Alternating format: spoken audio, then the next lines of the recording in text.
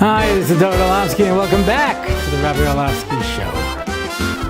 Whether you're watching with our friends and producers at Torah and I, or wherever you watch or listen to your podcast, and always, it is exciting and thrilling and delightful to have you along with us. So, I want to start, before we get to the sponsorship and all the other business that we have to do, with an idea that I've discussed before, and that is what is known as the missing 150 years of Jewish history. What does that mean? Well, if you were born like I was, BAS, before art school, then you knew that if you looked at any source, whether it was considered Orthodox or not, they gave the date for the Churban Bayis Rishon at 586 BCE, and the Binyan of Bayis Sheni at 517 BCE, and Churban Bayis Sheni at 70. So that was how all of them reported the dates, and nobody really thought too much about it. But when Art Scroll came out with their first publication, which was the Art Scroll Megillas Esther, it began with a chronology. That's how it started. And it worked, let's work backwards. If Churban Bayis Sheni was 70, the second Beis HaMikdash stood for 420 years, the Chazal say, which means it was built in the year 350 BCE. And then, since there was 70 years in between of Churban after the first Beis HaMikdash, it means the first Beis HaMikdash was destroyed in 420, not in 586. So, there's a major discrepancy here. Well, that's because historians say it is impossible for the Churban Bayis Sheni to have been destroyed by the Babylonians in the year 420. Why? Because we have a lot of historical writings from the time of the Greeks. And supposedly Alexander the Great came to Yerushalayim shortly after Binyan Bayis Sheni. That wouldn't have worked, because we knew Alexander's Rebbe was Aristotle, and Aristotle's Rebbe was Plato, and Plato's Rebbe was Socrates, and that was the time of the Athenians. And we know about the Peloponnesian Wars, and all of that had to have taken place with Persia after the destruction of Babylonia.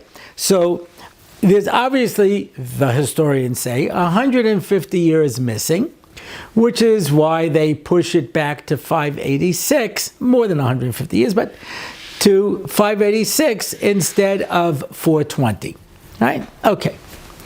How then do you square that with our Masorah, right? That means Bayis Sheni stood, instead of for 420 years, for 550 years, 570 years. Where'd those years go from? Especially when you look in Pirkei Avos, and we have what the Masorah was, from who to who to who to who. How do you suddenly erase that? So the answer they try to give is that just like when it says Shua Mosul is a Canaan, it's a Canaan and Nevi'im. So obviously Nevi'im and Zakanim are a period of time. Actually, Neser Gedolah was a period of time.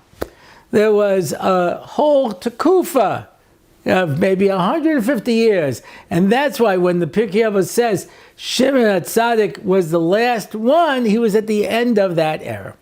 That's what they say. Who were all the names of the people involved? We don't have any of their names. What historical events took place? No historical events took place. Solomon Grazel, in he's secular, in his History of the Jews, he has such a fascinating line. He says, for 150 years, the world just went to sleep. Can you find a period of time in Jewish history for more than 40 years when nothing happens? And here, all of a sudden, for 150 years, everything just stopped? It seems highly unlikely. So we say that the historicity of the Greeks are not reliable.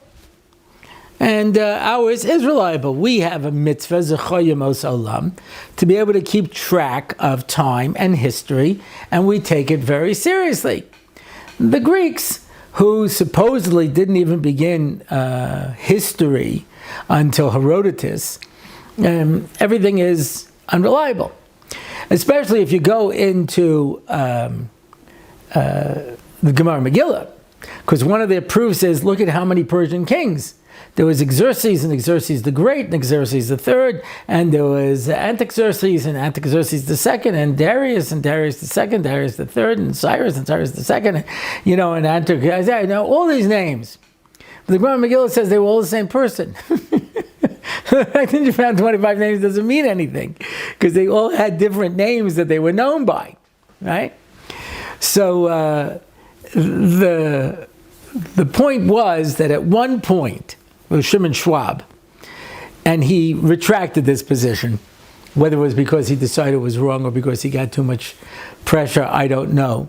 But he said he embraced the missing in 150 years, and he said that the Chazal did that on purpose so you would not be able to make calculations about Mashiach. And in fact, that's the first time that it was introduced, because there were people who had a prediction that Mashiach was going to be coming. And this one fellow wrote a whole piece and said, your calculations don't make any sense anyway because of the 150 years that are missing. And he used this to stop the messianic fervor that was going on. That was the idea. So the point is that when it comes to calculating Jewish history, and there are people who take this very seriously. I know some from historians who otherwise are quite loyal to Chazal. When it comes to this point, they just say, yeah, the historical record is just too strong on this. So it makes it very complicated. So why am I starting off with this? Because we are celebrating the 300th episode of the Rabbi Orlofsky Show. Or not. Because how exactly are you calculating it? For example, there was a Tekufa where we didn't make any episodes. So are those suspended? What about all these shorts that we did this year for all the Chagim? Do those count as episodes or not count as episodes? How do you make the whole calculation? But the fact is, Ani ma'amin be'amuna shalema, with all of our producers who say this is the 300th episode. And so welcome to the 300th episode of the Rabbi Orlofsky Show. That is the secret, and that we're going to work with. Yeah, and whether it's right or wrong, I'm going to stand by it. Yeah, the words of Groucho Marx, these are my most firmly held beliefs, and if you don't like them, I got others. Anyway, so that's it. So now we can begin with that very brief introduction, and I start by reading the sponsorship, which just says Baruch. Now, I don't know if that is his name or he just means that we should be Baruch, but I will read his sponsorship. I got drunk on Simchas Torah and made a fool out of myself. And instead of enjoying the day the Torah way, the whole day was a hazy blur. And I let down my wife and children. I am mekabel neder not to drink any alcohol going forward, except Bartenura wine.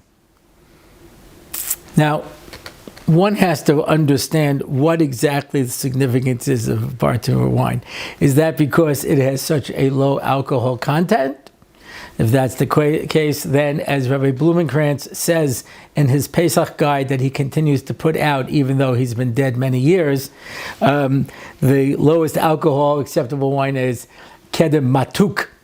But I guess maybe because Bartenura is basically this bubbly wine that you don't really, drink enough to get drunk on. It's more like sody pop. So whatever it is, but I don't know. So that's the reason for his sponsorship. And that inspires me. I was inspired by this sponsorship, and I want to try to focus on the point that Baruch has made, because I think it's something that is essential. It wasn't essential when I was younger, but it is essential. But first, some service announcements. Yeah, I met this week with the manager and the people who are running the Nov Kinneret for Pesach. me and my son-in-law, and we sat down and we made our full proposal for our Pesach program. And I made it clear, I want the entire hotel. I want it to be half of us and half Israelis. I want just my people. I'm only going to advertise to my people. If through some, and they said to me, what happens if not? What happens if not? I said, we'll see. If by Hanukkah I don't have 100 of the 150 rooms sold, then you know that I'm a bluffer, and you could just forget this whole thing. But I'm pretty confident that I will. I have already gotten emails from people asking me to save rooms for them, and I have 60 of those rooms already, which means there are still 90 rooms left, so nobody needs to panic. But these people have been writing to me on a regular basis saying, is there any news? When can I register? How is this going to go? Yeah. And I had made up the program, and that's what I told them. I said, I met with Mark on Isru Chag F. Pesach, and I said, I'm ready to do this. And they didn't get back to me till now. I said, but a week later, I made up this program together with my children. Now, I've been in programming for years. I ran NCSY in Long Island for 9 years, and we used to make calendars and programs and Shabbatonim and stuff. I put together an unbelievable program, and I showed it to them. They were extremely impressed. I've never seen anything like this. And I have built into the program day programming, night programming, day camp programming. I have built into it shiurim, women's shiurim. I have a base medrash program. We have tiulim. It's just, there's not enough time. There's not enough time to do everything that I want to do, because as my son-in-law, Momo, who came along with me to this meeting, because he actually speaks Hebrew and he also knows about business, two things that I know nothing about. So he had said to me, he says, you have been planning this program for 20 years. It's true. It just burst out, it was just sitting and waiting. So I was afraid they weren't going to take me seriously. I was afraid they were going to add on all conditions. They understood immediately. Because I said, listen, Americans are not like Israelis. The stuff that you can get away with Israelis, you can't. And I told them, before we make this program, I have to show you, because you don't know, how to make Pesach brownies, non-gebrachs, and potato kugel. Because whatever you guys served last year, that wasn't it. Those were not the things. So I have to show you. I cannot bring in Americans and not give them on Pesach potato kugel and Pesach brownies. And they were maskim. Yes, we will work with you, And Mark, who's the manager of the hotel, who's just the finest fellow around in the business, he said to me, could we have just one of the omelet stations, not in the kitchen, just the omelet station that makes matzah brai? I said, I can't, and every hotel in America is non-gebrachs. I cannot let, gebrachs in, because people who are very serious about gebrachs will get upset at me, and I can't have, I'm sorry. And he gave in. He wasn't happy, but he gave in. And I said, anyway, they understood already, that this is a different kind of thing. They said they will get back to me this week. And so, Emirta Hashem, I will have an announcement on the next podcast, and hopefully we will be ready to start opening registration for the Orlofsky Pesach program. And as I explained to them, I said, I am not marketing this as a hotel for Pesach. I'm marketing this as Pesach with the Orlofskys. And I said, really, I'd like to invite all of you over my house. I just don't have enough sleeping room. So I'm going here, and this is going to be the Orlofsky Pesach, and everyone is invited to join. So if you're just looking for a Pesach experience in a hotel, there are wonderful hotels around where there's nobody will expect anything of you, and you can just go and do your own thing. But if you're coming here, you're coming because you're part of the Orlofsky family Pesach program. That's what I'm selling. And like I say, I'm not trying to give you the most enjoyable vacation. I'm trying to give you the best Pesach. And I hope it'll be a better Pesach than the one that you would have if you stayed home. That's my goal. That's how I'm trying to do it. So, okay. that's as far as that goes. The other thing is we've mentioned that we're going to be making tiered sponsorships, which is going to be starting with the next podcast. Obviously not this podcast, because this podcast is going on right now. But on the next podcast, we mentioned in the last episode that we were going to do it. So we're going to be starting with episode 301 or 516, I don't know. That episode is going to start with the tiered sponsorships. If you you can have the option to sponsor an entire episode. Alternatively, you have the option to become one of the sponsors, like they do on some of these. I'm not going to mention all of them, but there are these things where they have like a little tiny piece of Torah, for like 1 minute and 15 minutes of sponsors. So they usually will take like a minute out of my podcast and then make $1 gazillion off of it. Anyway, but we will have tiered sponsorships for people who would like to see the show continue and want to be mekabel and hopefully let us come to the next level.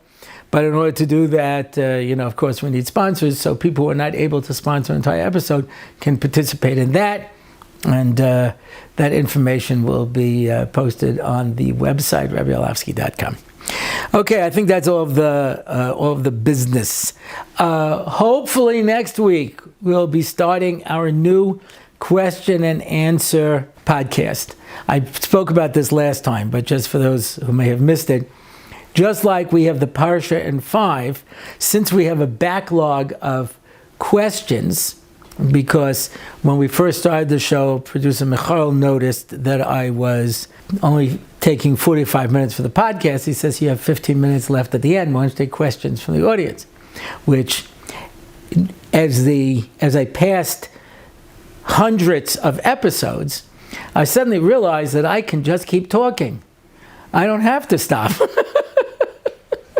That's why no one knows what I'm talking about unless you're in my age group. But I mentioned this to a younger person. They didn't even know I was talking about answering machines. There used to be like answering machines on phones, So you can leave it on unlimited, but then you find some sick person who just keeps talking, and it'll drive you crazy, So today nobody even knows what that means, an answering machine, yeah. But so I could just keep talking, apparently.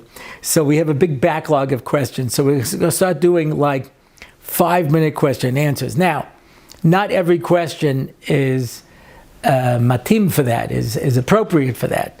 Some of them require more time. Yeah. Spoiler alert. Yeah. I just recorded a bunch of Parsha in 5. And one of the episodes, it turns out that it was Parsha in 10. So I just kept talking, and nobody told me to stop. So I just kept going. So that's a problem I have, this is the song that never ends. It just goes on and on and on. This is the song that never ends. It just goes on and on and on. This is the song that never ends. Anyway, I'm stopping myself, but I could keep going. You know how sometimes a little kid will go to you, nah, and you go, yaha, and he goes, nah, and eventually the adult gives up. In my case, the kid gives up because I just keep going because I am relentless. And I am more annoying than any 4-year-old I have ever encountered. Okay, so that's business. Okay, so those will hopefully be starting next week. We will take questions. Like I say, some questions deserve an entire podcast. And I have done that in the past, where I took a question, I made that the whole podcast. And some of them are longer, so we'll have to figure out what to do with those. Maybe I'll do a podcast of a few of the longer questions that aren't a full podcast. So that's all of that was business. Now, for those who forgot the sponsorship that Baruch said, he got drunk on Simchas Torah and made a fool out of himself, and ended up letting down my wife and children. Somebody told me, there was a whole article in Mishpacha recently. I've already established that I don't read the Mishpacha.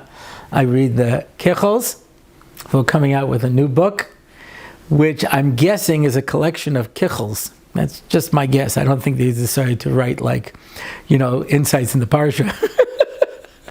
They usually take all their comments and make a book out of it, And they asked me for haskama, which of course I didn't do immediately, and so I forgot.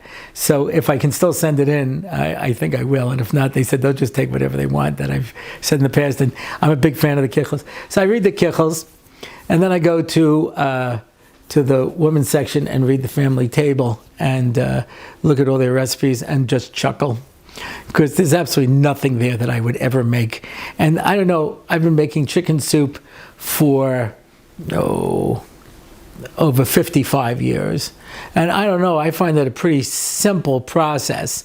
I put in a chicken and vegetables and water, and I boil it up for a very long time. And somehow they're always sauteing something. They're doing this, they're doing that. They find 19 other things to do, Or they have a soup recipe, and then they say, add 8 cups of chicken stock or vegetable stock. If I had that, I would eat that. What do I have to take it and stick it into your soup for? I haven't understood that. They always say, forget about it. I'll make a vegetable soup and eat that. I have to make a vegetable soup and then take it and pour it into your dopey soup? Not on my watch, thank you. Yeah? So I don't get it, But people say, no, because you have to start with a basis. No, you don't. I saw like these things for onion soup. And the onion soup, if you're making it parv, you need vegetable stock. And if you're making it fleischer, you need chicken stock. And I was like, then why? Why are you making an onion soup? Just make those soups, I make an onion soup, and there's nothing in it but different types of onions. And you know what? It's delicious. And so, okay, you need different types of onions. There was a restaurant, I don't think it's open anymore, but it was called Pelham. I think it went out of business, but I took my wife there once. And they had something called a 5-onion soup. That was more or less where I drew my inspiration from. A 5-onion soup, which uses 5 different types of onions. And I thought, well, that's really clever. Yeah. And then when we first came to Israel, when we were married in 1982, we went to this little milchig restaurant called Tuv Tam. It's not open anymore. And we ordered the onion soup, and I said, wow, this is a great onion soup. Now, maybe it had stock in it that I don't know about, but... and I set out to recreate that over the years. So I have a great onion soup. I'm sure I've given the recipe already, but since this is the 300th episode, and at some point when we established this as a show, not a shear, so I said, I'll give out recipes, So you start off with, again, I can't give you amounts because it depends on the size of the pot. If you're making a big pot, a small pot. But anywhere from 6 to 8 white onions. When I say white onions, I mean yellow onions. Onions, just plain onions. I know in America, they have like 8 different types of onions. Here, they don't. They have, I think, what's called yellow onions. And you slice them up into rings and take the rings apart. That's probably the most labor-intensive part. And then you put in some olive oil, and you don't need a lot. And you fry the onions and keep frying them until they get dark brown. Now, you could put it on a very low heat and leave it for a very long time, or you could put it on a high heat, like I do, and give it a stir, and then go into my room and look up something on the computer, and then my wife says, your onion soup is burning, and then run back and stir it again, and then go back to my room. And this process goes on for a while. Anyway, until they're pretty dark brown, and then I add some flour. If I had to guesstimate, I would say 2 tablespoons of flour, and I mix it in until it becomes a paste. And then I add a pitcher of water. When I say a pitcher of water, I mean 2 quarts. And I bring it to a boil, and then when it boils, I add some dry red wine. I assume dry white wine would be just as good, if not better, but I don't have dry white wine. So I add some dry red wine. How much? Like this. Glug, glug, glug, glug, glug, glug, glug, glug. I don't know how much that is. But you could take a bottle of red wine and pour it out into a little bowl and go glug, glug, glug, glug, glug, glug, glug. And let me know how much that is. So that's the red wine that I add. And then I add anywhere from 3 to 5 red onions, depending on their size. And those I don't make into slices, I make them into chunks. I mix them in, I mix it up. And I add another 2 liters of water, and I bring it to a boil. And when that comes to a boil, then I add a chopped up leek, and then I add some spices. What spices do I add? Salt, pepper, and curry. Sometimes I add cumin, or something like that, one of those kind of spices, because that's what they had in Tuvtam. That's what gave it that little extra taste. I put that in. How much? Like, shake it around a little bit like that. See how much that is. and then I bring it to a boil. And if I see it's very thick, I'll add another pitcher of water. And if not, then I lower it and let it simmer until it reduces a little bit and gets thick. That's it. And it's onion soup, and there's no vegetable stock, and there's no chicken stock, and there's no meat stock. It's just onions. It's an onion soup. And people are shocked by how tasty it is. Shocked, because it's basically just onions. But I don't need anything else. I can't tell you how many recipes I see where they add in onion soup mix. Well, duh, what is the point of that? You make yourself an onion soup and you add an onion soup mix? Okay. I'm, Baruch Hashem, as you can see, after 300 episodes, I'm still not on Ritalin. I should be, but I'm not. Right? Okay. Okay. So, so apparently in the Mishpacha, okay, there was a whole long article of the problem of alcoholism in the frum community. Now, is this a problem? I mean, they're bringing anecdotal evidence, but have I seen it? So I will give the background. This I've definitely spoken about in the past, so this is just a chazara. Yeah, but it's important. There was a time when it was understood Jews don't drink. Rabbi Leff, not the one on Moshe Matasyahu, Rabbi Leff, who was the programming, he was in charge of programming for the OU. So he told me that they made the OU convention in a hotel. And he told me the story. He says at the end, they said, well, on the one hand, this was the best behaved convention we ever had. Nobody was throwing things out the windows. Nobody was, carrying on in the middle of the night. Very well behaved. Go figure. The OU convention was like, rather sedate. He says, but we make a lot of our money at the bar, and I never had a convention where people don't drink. People don't drink. Jackie Mason used to do that routine where he'd say at the end of the show, I could tell you right away who's a Jew and who's a Gentile. Every Gentile will say the same thing. Want a drink? Want a drink? What about him? Want a drink?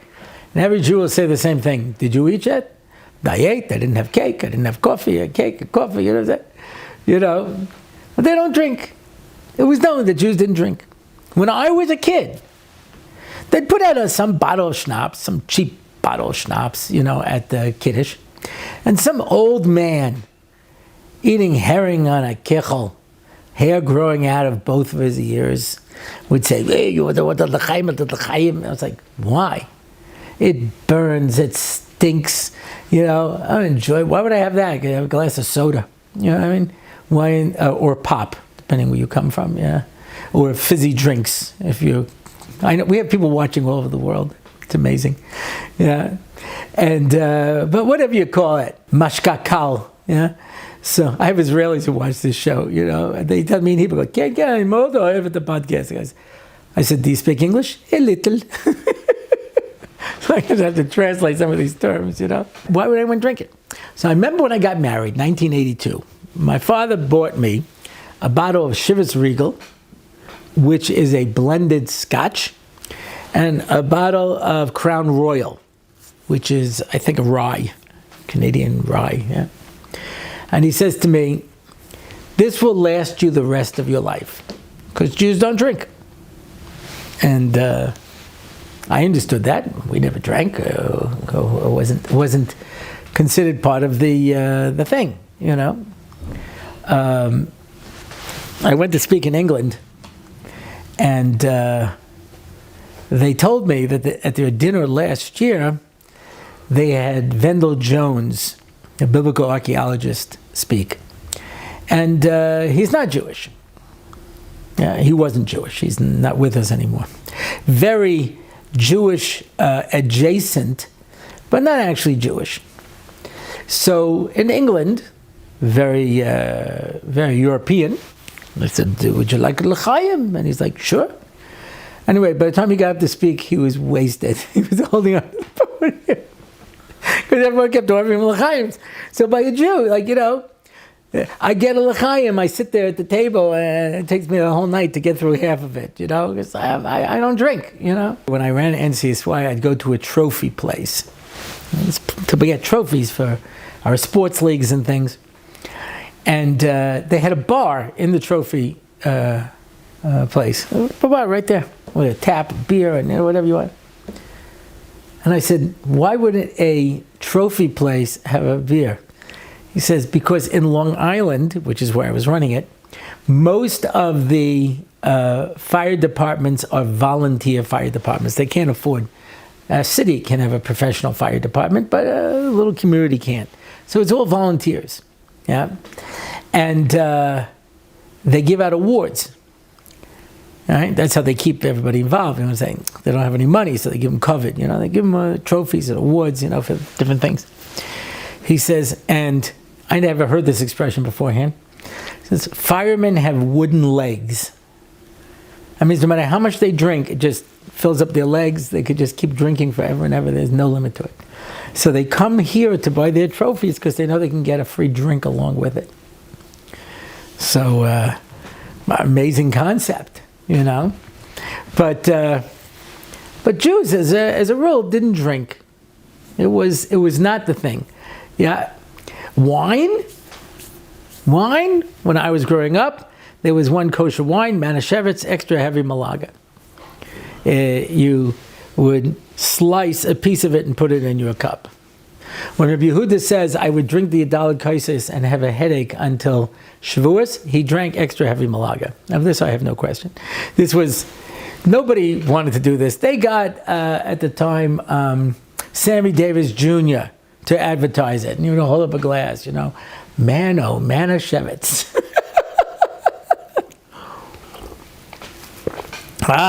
Manischewitz. But nobody was like chalishing to drink that. Yeah, there wasn't only Manischewitz, to be fair. There was Mag and David. I think Shapiro's had come out at some point with the extra heavy Malaga, you know. But these were not real wines. Carmel brought in from Israel some types of wines. They had a little bit more of a selection, but for the most part, nobody was. You didn't find kosher wines. In fact, it was an amazing thing. There's something about the era that I grew up on that is very hard to understand. And that is, there were all these kosher hotels up in the Catskills. The premier of them all was, of course, Grossinger's. Grossinger's was so large, it had its own zip code and its own post office. Grossinger's had a gigantic lake.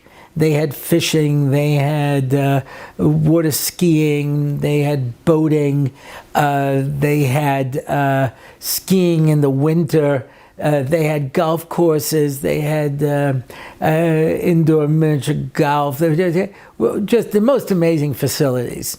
Yeah, and they had, you know, first name entertainment, and they had an enormous amount of food, and of course it was kosher. It was kosher.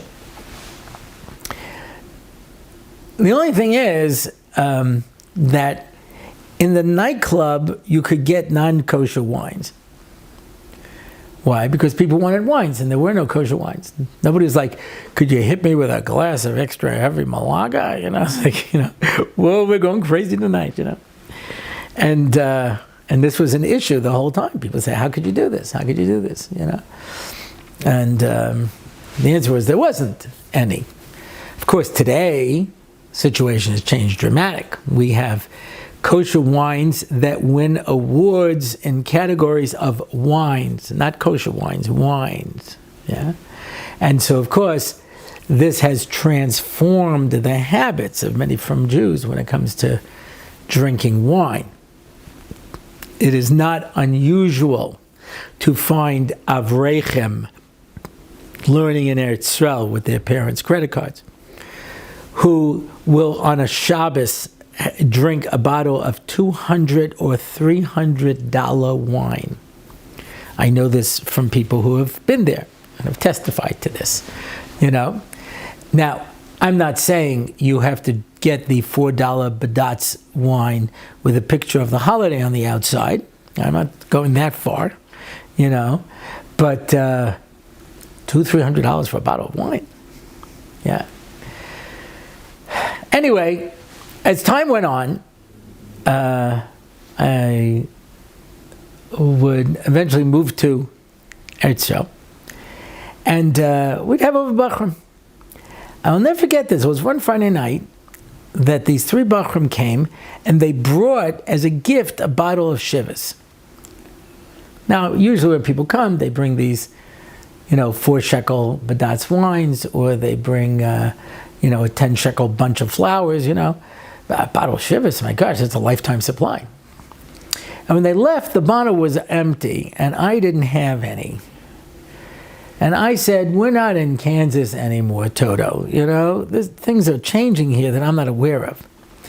And as time went on, you started to hear stories more and more of guys getting drunk in yeshiva on a Friday night and sleeping through the whole Shabbos, which to me seemed astounding to me.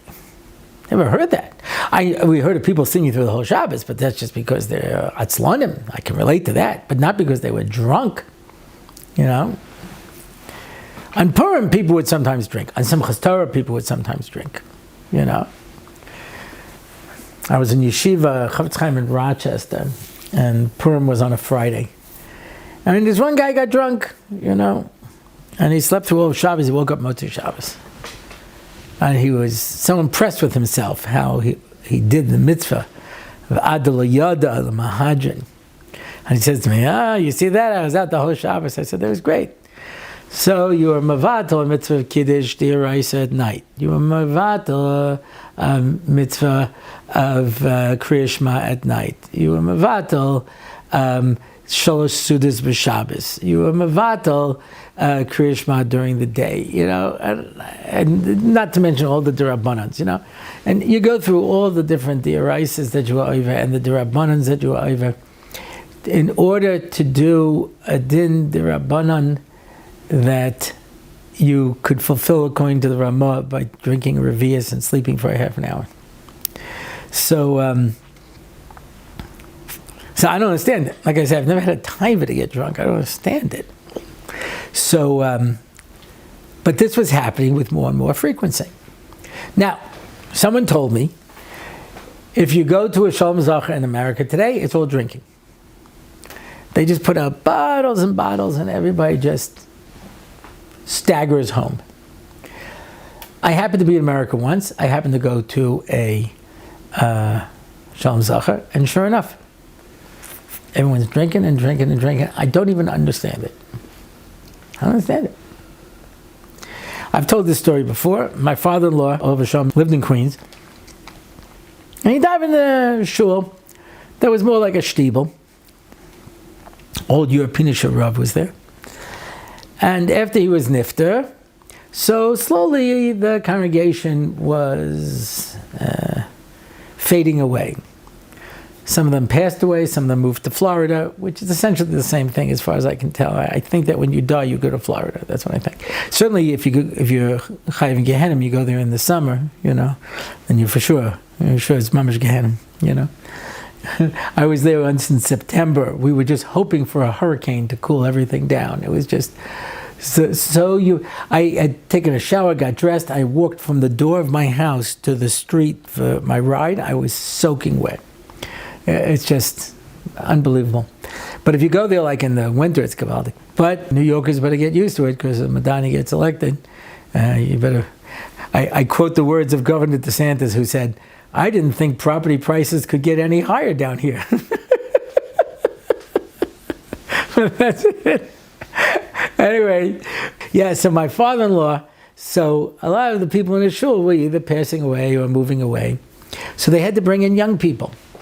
So the new Rav who took over says, I'll make a Kiddush every week. So my father-in-law says to me, these young people come to the Kiddush, and like I said, they used to always put out a bottle of like Red Label or something like that. You know, people make a l'chaim. He goes, they come with bottles of expensive whiskey, a single malt scotch. Says, and they end up walking home drunk. He says, I've never seen this. Everyone knows Jews don't drink. I said, well, it must be they're not Jewish. He says, no, you can't say that. I said, what I mean is they're mitzvah observant goyim, but a sensitivity that Jews have, they don't have. Rabbi Weinbach, Alav Shalom, told me once, he says, remember an article in Time magazine where they were talking about why there was no alcoholism in the frum community, and he says, you know, there's an expression the Jews have, a goy bista sheker. A non-Jew is a drunk, but a Jew doesn't drink. You know, and at some point, that began to change. And then there were certain people who said, well, scotches are too expensive, we're going to switch to bourbons, and then they started buying all these expensive bourbons, and then there's the expensive wines, and it's not unusual to see people who get drunk Friday night and sleep it off the rest of Shabbos, and apparently that's what this article was talking about. What it is for the kids, what it is for the wife, what it is for everybody involved when the father just gets drunk and cannot function. Debilitating drinking. It's an amazing, amazing concept. Yeah. Okay, so Purim, at least you have a mitzvah. Simchas Torah.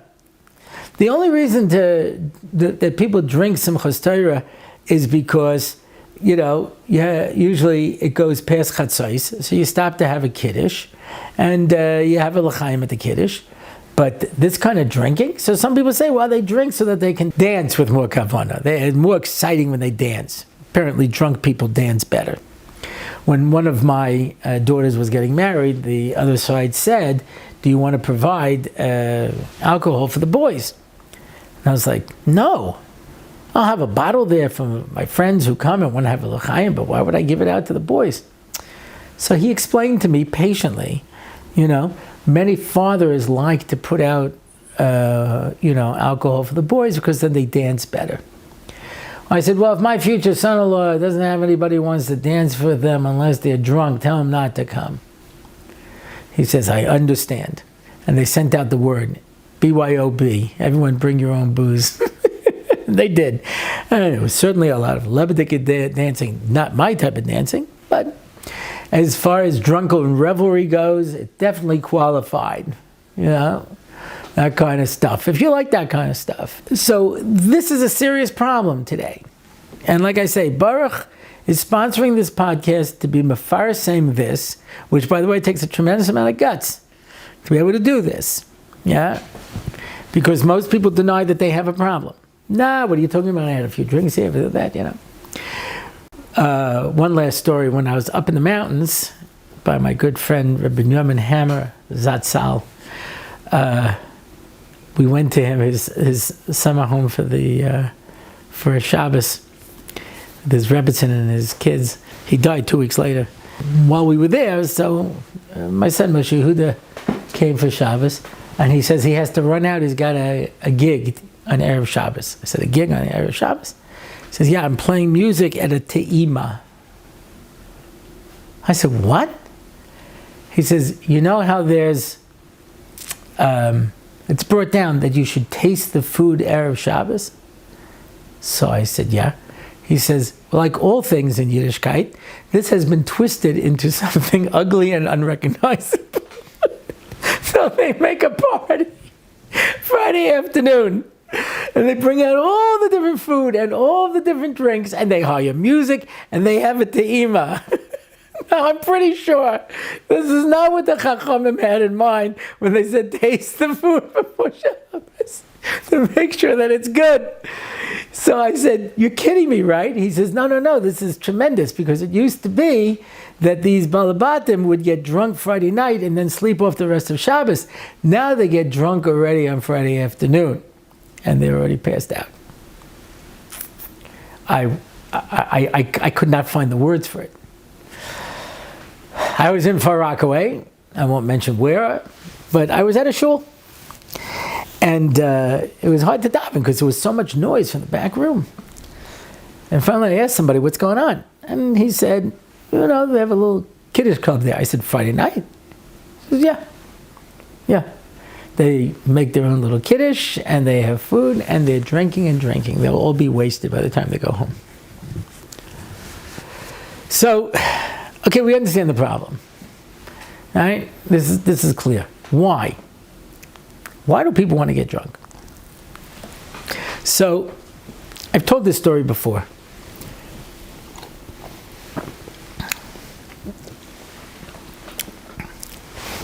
I was in class. I was teaching in seminary. And I was talking about Jewish concerts. I said, I don't understand Jewish concerts. I push it, don't get the whole thing. They used to have concerts that have 4 chazanim going, yeah,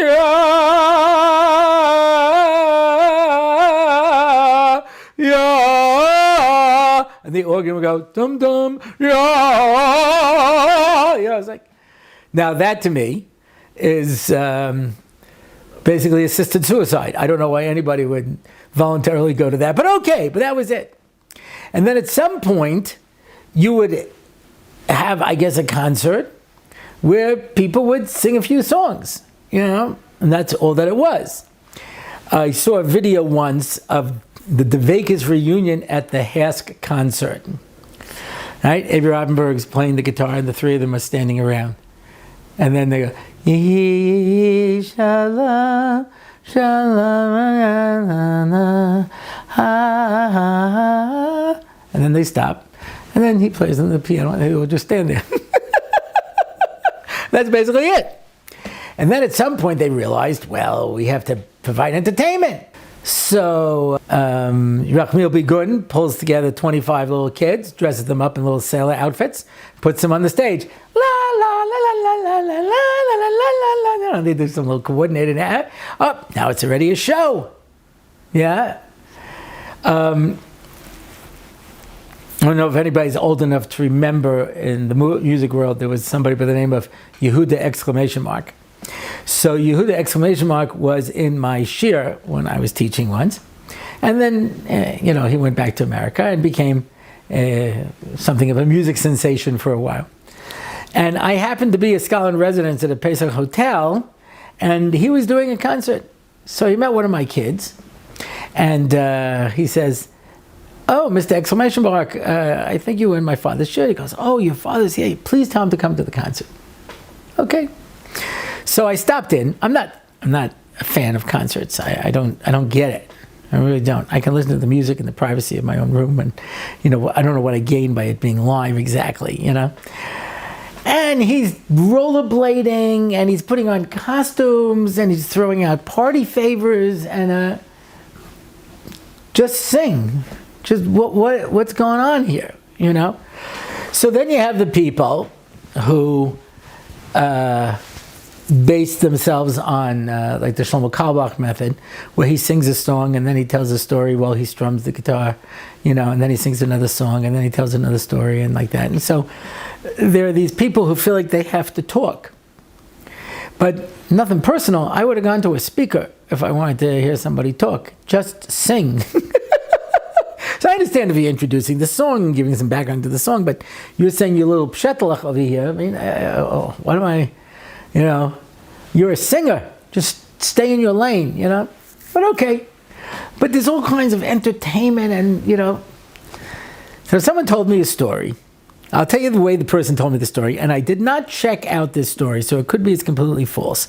So I won't mention the name of the singer, because as I always say, I'm not Pesach Kron. I don't check out my stories. I just tell them. Guy says to me, I was at the Haas concert, And this very famous, well-known Jewish singer comes out, and he's singing whatever song he was singing. And then suddenly 2 dancers come out, Broadway dancers. And they're dancing on either side of him, doing all kinds of exciting moves. And he's singing away. And at some point, he puts the microphone in the stand, and he starts doing the dance. They obviously practice this. Da, da, da, da, da, da. And the whole place goes wild. And the guy says to me, I was sitting there, and I said to myself, is this Stone? What is this? I need 2 Goyish dancers dancing along with this guy, singing some Jewish song? So when Miami Boys Choir wanted to come to Israel the first time, they went to the Badatz to ask Rishus to do a concert. They'd never heard of a concert. They said, Mazet concert. Because, Machlebedik, Macha Simcha. They said, Simcha Shalma, Simchas Chosin Vekala, Simchas Beisa Shoeva, Simchas Siyama Masechta, Eze Min Simcha Zeh. What kind of simcha is this? So he made it in Tel Aviv instead. But it was such a great question. What kind of simcha is this? You're making a simcha? So one of the girls said, and this was some years back, and it stuck with me, because our lives are so sad that we need a reason to be happy. And I realized, wow, that's the secret. You see people addicted to their phones? People addicted to their phones are the same thing as people watch TV. They're on TVs today. I don't know if they still around, but people at a certain point just sit there and watch TV. I've mentioned this. Rabbi Center said, the taiva of our generation, the boys of our generation, is not to go out and do averos. It's to binge watch 8 seasons of a TV show. Just sit there and watch and watch and watch. Go to the bathroom, get something to eat. Some people, they'll get by with the pens, whatever it is. They're not leaving. They're going to sit there and binge watch a TV show forever and ever. Because people don't want to do stuff, they want to watch stuff. They escape into a world of fantasy. And then they don't have to deal with real life. Yeah. It was a very powerful film by Woody Allen about this called The Purple Rose of Cairo, about this woman who has, during the Depression, her marriage is terrible, she has no money, her husband doesn't have a job, she works as a waitress all day. The only thing she does, she goes to the movies and watches the movies, and she escapes into the movies. And eventually she's watching this one kind of, English, drawing room film, etc. And the star turns and looks at her and says, you've seen this movie now 35 times. And they're like, Reginald, who are you talking to? He goes, the woman out there. And he steps out of the screen. Anyway, she starts running around with this guy, but of course he's an imaginary character. This is hurting the real actor's career. So he goes and pretends to fall in love with her, and she says goodbye to the make-believe guy who goes back in the film, and they turn it off. And then, of course, the real actor runs away and leaves her, and she's left with nothing but her miserable life. But the line she says is, I have to choose reality. But reality was terrible. So people escape into movies. They escape into binge-watching things. They escape into non-reality. And that's what drugs and alcohol do for us. I knew a girl who was addicted to a pretty serious drug, and it went on for a year and a half, and I finally got her to speak to some from a halfway house, and they said, just come in for a checkup. We could just see if you've done any permanent damage, if there's things we can do to, She wouldn't go. And I was like, why not? Just think for once. And she goes, you don't get it. I'm afraid to think. That's why I take the drugs. So people start off by drinking, maybe because it's a social thing. Everybody's drinking. Yeah. Not everybody is antisocial and an iconoclast like I am. And so everybody's drinking, so they'll drink. And then after a while, they like the way it makes them feel. And so they look forward to drinking again until it takes over their life. Now me, these kind of things don't interest me. When I was a kid, everybody was smoking, and I said, I'm going to try a cigarette. It was terrible. It stunk. It burnt my mouth. It was like, ugh. I took 3 or 4 puffs. I was like, how does anybody do this? And they said, you got to get used to it. I said, why? Why would I get used to this? You know, it was terrible. I've had a few l'chaims over the years. Like I say, I have trouble getting it down because scotch comes in 3 flavors: disgusting, unbelievably disgusting, and undrinkable. There's something called Lafrage. That's in the 3rd category. You know? And it's just like, why would anyone do this? And the answer is because they get high and they like being high. But I don't need that because I'm high all the time. Right? It's very interesting. I can't go on roller coasters. My kids made fun of me once, you know, even a Ferris wheel. I start freaking out. I didn't know why until I read in Scientific American that people with ADD can't handle roller coasters because they're already on a roller coaster. And it's just sensory overload. So I'm already high. I got so much going on. I look at life. I see everything that's happening. I don't need any escapism. If I have to escape, I have ADD. I can disappear inside of my head and go someplace else, you know? But I have so much fun just looking at life and seeing what's going on and enjoying it. And I just entertain myself. My wife sees it, you know, and then I just start laughing. She goes, you just told yourself a joke. I said, yeah, it's a great one. I entertain myself constantly, you know. I need to get drunk to do it. But this is what's so sad. I'm sure I've told this before as well. You know, I used to teach to rabbis a course on how to answer basic questions on Judaism. And they would ask me, so what question can't you answer? So what I can't answer is when people ask me, Rabbi, I hear everything you say about how wonderful Yiddishkeit is. So how come I meet so many from people who are miserable? And I don't know what to tell them. So I've been doing that for 25 years, and someone ratted on me to Rabbi Orlofsky, and Rabbi Orlofsky says to me, Dovid, you can't say that. You don't know that they're miserable. You can say they look miserable, but you can't say that they are miserable. And I said, Rebbe, I hear what you're saying. But whenever I ask this to a frum crowd, they tell me why they're miserable. They don't say, no, it's not true. I don't know what you're talking about. We're all very happy. They say, look, we have so many kids and there's so much work and money is tight and we have to have 2 jobs and pay tuitions and that. They explain to me why they're miserable. It means that there's so many from people who look miserable because they are miserable. And that is a condemnation of us as a community. To the point that a person's got to go out and get themselves drunk to numb the pain of their difficult and painful existence. Because the fact of the matter is, a guy came up to me once, a Rosh Kollel. He says, you said once that your wife is your best friend. Do you really believe that? And I said, yeah. Truth is, he's probably my only friend because nobody talks to me because I've alienated everyone I know. But I said, yeah. So he says, my wife's not my best friend. In fact, sometimes it gets very difficult. But I thought maybe, okay, I'm crazy. And I went around to the whole kollel. Nobody said their wife was their best friend. Everybody found their marriage difficult. One guy said it was absolutely terrible. So I said, so what do you do? He goes, eventually you die. You know?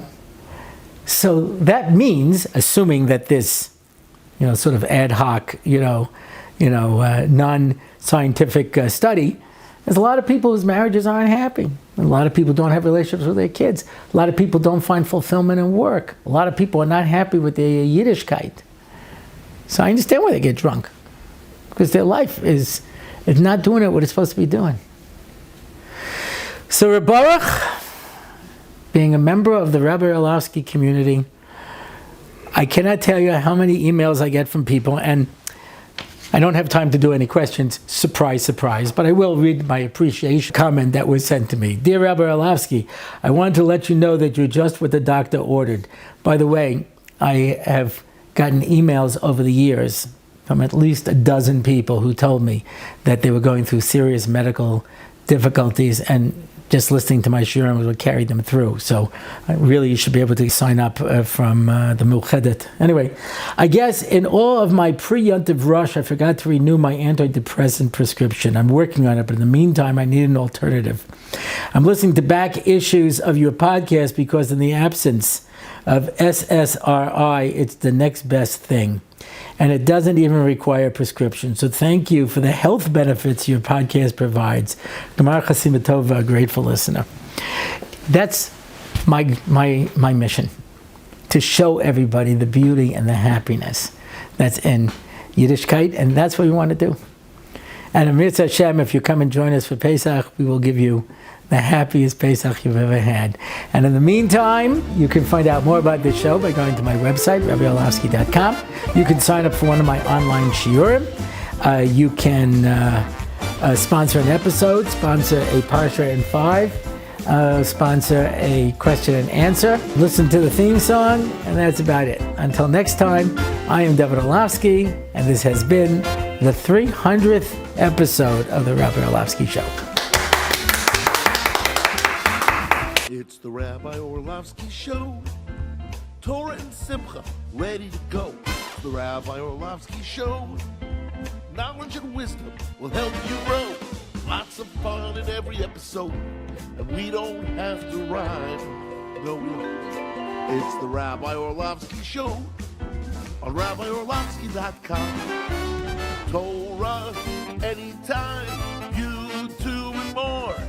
It's the Rabbi Orlofsky Show. Torah and Simcha, ready to go. It's the Rabbi Orlofsky Show. Till next time, till we meet again. It's the Rabbi Orlofsky Show. It's the Rabbi Orlofsky Show.